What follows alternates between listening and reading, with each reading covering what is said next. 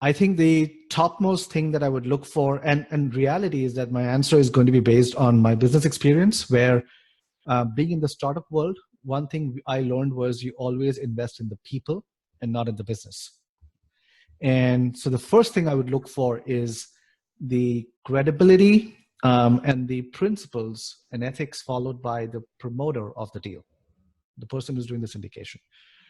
If I know them personally, how well do I know them? How much can I trust what they're telling me?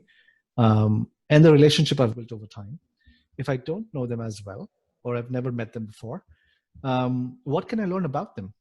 Right? What can I learn about them? What can I understand about their way they conduct their business, about the business plan they're following, but more so, how have they managed past deals and managed their relationship with their investors, and have they always kept their investors up front and center first versus themselves? Yeah.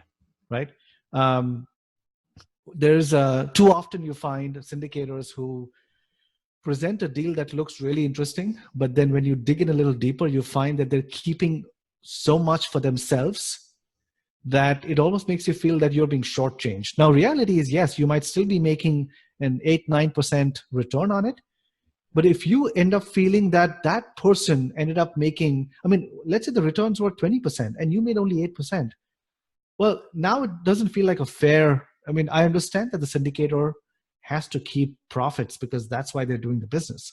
Yeah. But it's got to be fair reward for their sweat and their work, but where I don't feel shortchanged. So that's another aspect I look for as well.